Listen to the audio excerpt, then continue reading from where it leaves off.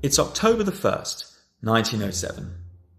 A man shows up in Freud's office, lies on the couch, and with great difficulty tells him the following. He was serving in the army when the captain of his regiment told him about a torture involving rats that goes on in some distant country. After hearing this, he's plagued by obsessional thoughts, compulsions, and rituals which revolve around the idea, or warding off the idea, that the same torture might befall his father and the woman he loves. What does Freud make of this?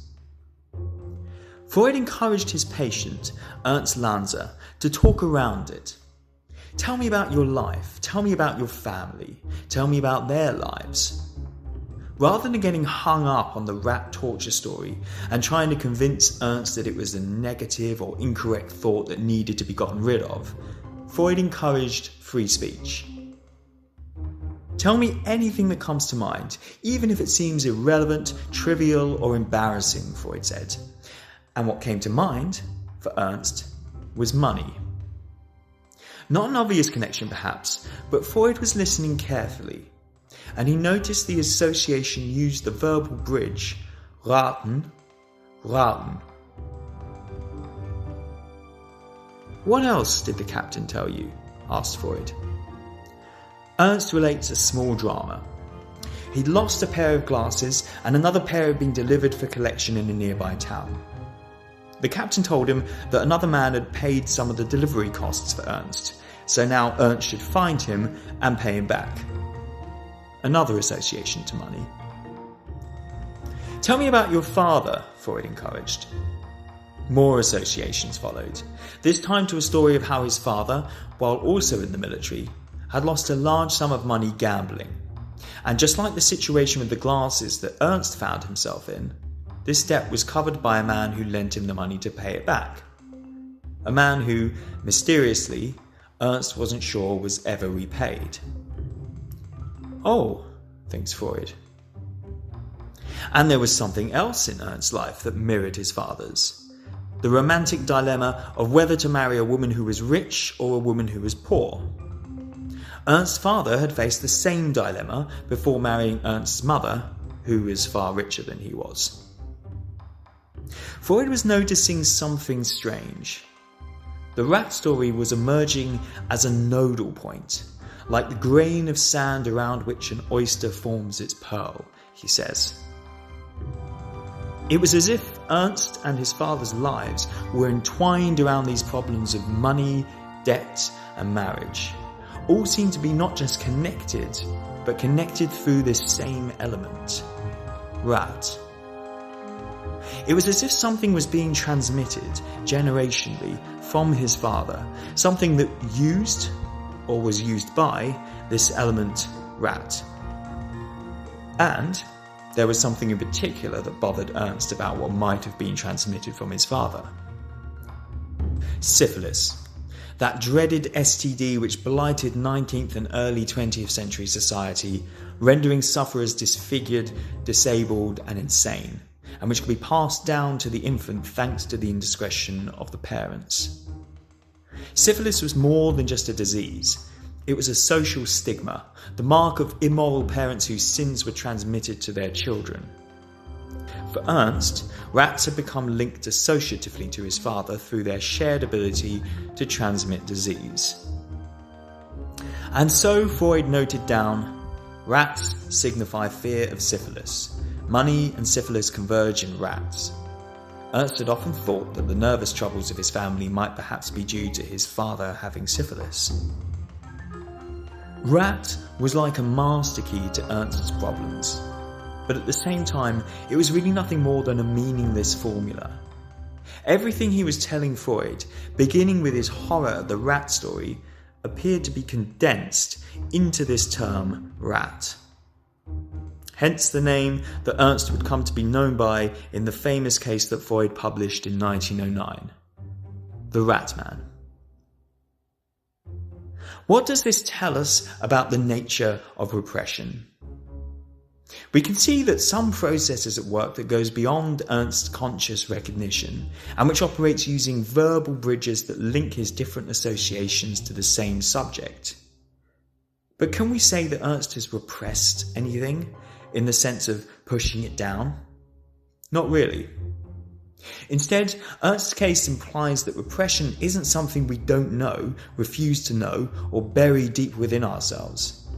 Nor do we need to come up with some elaborate or outlandish interpretation to make sense of it. The master key is right there on the surface.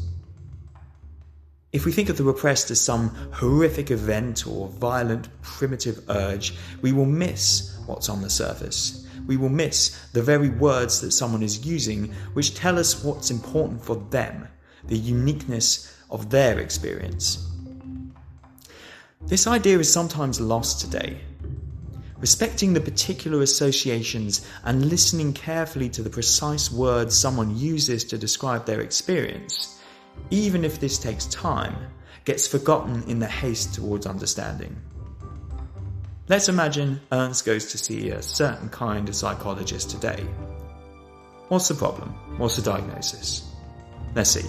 There's anxiety, there's indecision, procrastination, self-doubt. Perhaps Ernst is even suffering from PTSD. After all, he heard about the rat torture from his captain in the army. Perhaps this has traumatized him. But Freud was not duped by the sensationalism of the rat torture story. His approach gives space for his patient to speak freely, respecting the fact that Ernst's words have weight. And in this space, another meaning emerges from within his patient's words, though with a significance that is at first unbeknownst to Ernst. The only thing that links all these associations is the term rat. This is how psychoanalysis works. Lie on the couch and start talking about anything that comes to mind, and it doesn't matter whether you think it's silly, irrelevant, rude, imprecise. If it's just a word, memory, image that comes to mind, all good. Say it. What Freud was looking for were not grand traumas or existential dilemmas, but just these nodal points, the points of intersection, connection, junction that characterize the unconscious. He called them switch words, like junctions or switch points in a network. What they showed him was that rather than being something hidden, the repressed is the same material, but with different connections. Repression acts in a highly individual manner, he wrote. Each single derivative of the repressed may have its own special vicissitude. When something is repressed, it means it establishes connections with other elements that are repressed, and so we have a network that's built out of unconscious elements. These networks of connections that characterize repression explain how the same idea can be both abhorred and venerated. Rats both horrify and fascinate Freud's patient. Now, this contradiction might be a sign of ambivalence in love relations, so that rats are just a battleground where the war between love and hate of the same person is fought out. The rat man's problem is that he's caught in the impossibility of this contradiction, the unbearableness of entertaining two mutually exclusive ideas. Again, it shows us, as we saw in part 1, how the repressed and the return of the repressed are the same thing, because we don't have to hunt and dig through layers of sedimented material to find something deeper down. It will be there on the surface. Nothing about rats is unknown to the rat man. When we say that something is unconscious, it means that it's metabolized or processed off-scene, so that when it comes back on stage, it's wearing different clothes. When it comes to human suffering, we tend to think that because feelings and emotions are so strong, that they must be the key to what's important. That if we want to study something, we should study our affective responses to thoughts, ideas, situations. Freud thought things were a little more complicated than that. We saw in part 1 that there's no such thing as repressed feelings. Feelings always get through. Instead, there's a split or separation between the thought and the feeling, between the idea and the emotion. They pursue different destinies. So, what then is repressed? In his hunt for an answer, Lacan went slowly, carefully, back through Freud's text, reading in the original German.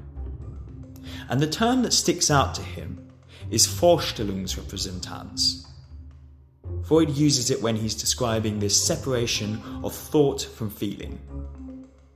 The first part, Vorstellung, is used by Freud's translator James Strachey to cover the English terms idea, image, or presentation.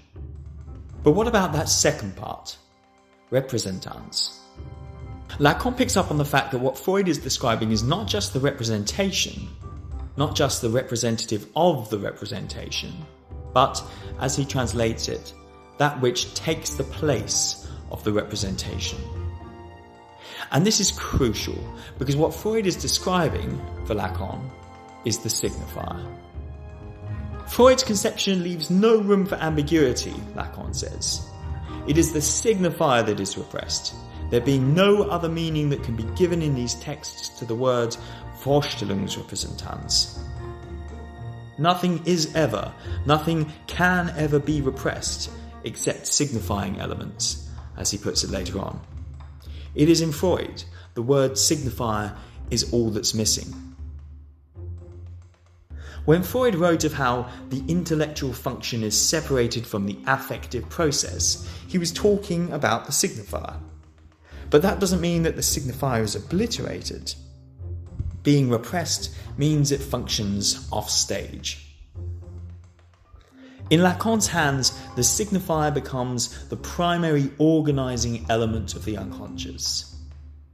So, poring back through Freud's case notes on the rat man, Lacan sees that rat is a key signifier for Ernst Lanzer. Rat is not like a word. It's not tied to any representational referent, any specific meaning. As a signifier, it reappears in different contexts that have nothing to do with one another. Situations that are linked only through the switch word, the nodal point, the signifier, rat. It doesn't mean anything, and if the repressed is unconscious, and it is the signifier that is repressed, as Lacan says, then the unconscious doesn't mean anything. This is a crucial point to understand in psychoanalysis.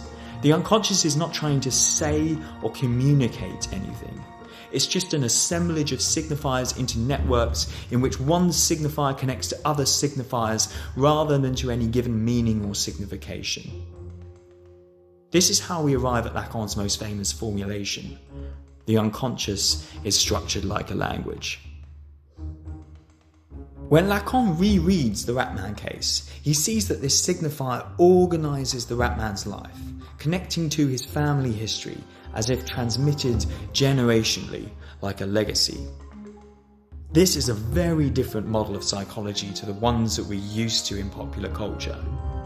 But to explain why this term rat had such significance in Ernst's life, we'd need to understand his family history, because this history is transmitted in the term rat. If we just focused on the story of the rat torture, or just on the story of the lost glasses, we would miss entirely the significance of this transmission, the transmission of a problem, debt, love, disease, repeated from one generation to the next, and encapsulated in the recurrence of this term, rat. The same goes for all of us. It's not a unique feature of a mental disorder, it's a feature of life. Lacan's idea of the symptom is not just about suffering, it's about the peculiar, idiosyncratic configuration of your life. To possess an unconscious is not a privilege of neurotics, he says. There are people who are manifestly not overwhelmed by an excessive weight of parasitic suffering, since to be analysed is nothing different than knowing one's own history. Since to be analysed is nothing different than knowing one's own history. This is what psychoanalysis is about.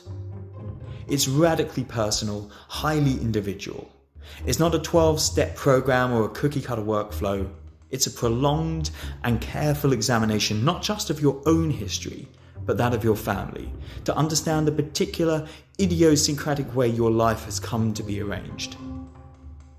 And this makes the aims of psychoanalysis pretty modest. All that we could expect, Lacan says, is that human dramas might be less confusing. In part 3, we'll look more at the mechanics of repression and how it's possible to both know something and repress it at the same time.